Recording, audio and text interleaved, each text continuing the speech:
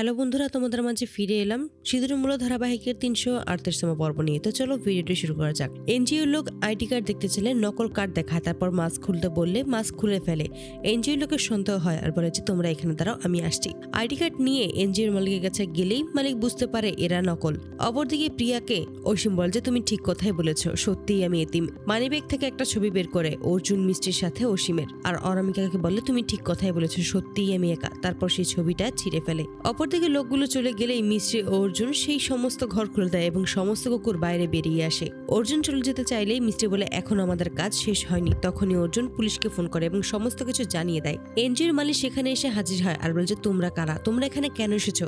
যখনই লোকটা গুলি করতে চাইবে ঠিক সেই মুহূর্তে অর্জুন মিস্ত্রিকে বাঁচানোর চেষ্টা করে এবং মিস্ত্রি অর্জুনকে বাঁচানোর চেষ্টা করে। ঠিক সেই মুহূর্তে গুড বয় এসে ওই মালিকের ওপর অ্যাটাক করে এবং গুলিটা অন্যদিকে চলে যায়। তখনই ওই মালিক বলে উঠেছে এই দুইজন আর এই কুকুর তিনটাকেই এখানে শেষ করে ফেলো। ঠিক সেই মুহূর্তে আরো সমস্ত কুকুর চলে আসে এবং সকলেই ভয় পেয়ে যায়। তখনই পুলিশ এসে হাজির হয় এবং সবাইকে অ্যারেস্ট করে। অর্জুনকে তখন ধন্যবাদ জানায় সঠিক সময় ইনফরমেশন দেওয়ার জন্য।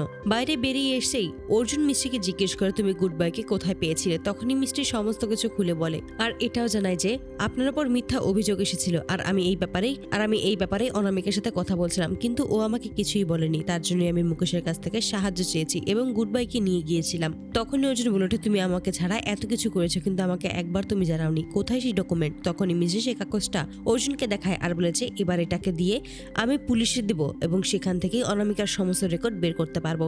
অর্জুনের মিস্ত্রি তখন কাগজটা নিয়ে আসে সমস্ত রেকর্ড চেক করার জন্য, কিন্তু সেখানে লোকটা চেক করে জানায় এর কোনো রেকর্ড নেই, এই নাম এই চেহারার কোনো রেকর্ড নেই। তবে আমার মনে হচ্ছে সমস্ত কিছু ফেক। অর্জুন তারপরে বাড়ি ফিরে আসে এবং সেখানে এসেই প্রতাপ তখন বলে যে যতদিন না অব্দি তোর লাইসেন্স আবারও ফিরে আসে ততদিন অব্দি তুই আবারও ফ্যাক্টরিতে বসবি, কারণ তুই শহরের নাম্বার 1 উকিল, যেই কাজে করবি সেটাই নাম্বার 1 হবে। অর্জুন তখন বলে আমি শহরের নাম্বার 1 উকিল থাকি বা না থাকি, কিন্তু তুমি আমার কাছে এই দুনিয়ার 1 নম্বর বাবা।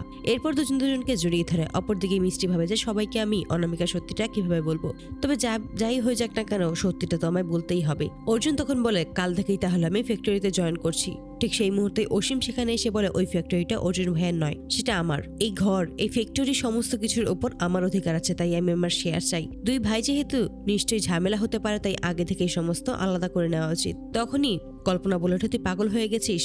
তখনই অসীম কেরোসিন এনে বাড়ির মাঝখানে একটা লাইন এঁকে দেয় এবং সেখানে আগুন জ্বালিয়ে দেয়। প্রতাপ তখন বলে কি করছিস তুই, এমন কেন করছিস, সত্যি যদি সবকিছু জ্বলে যেত তখনই কি হতো।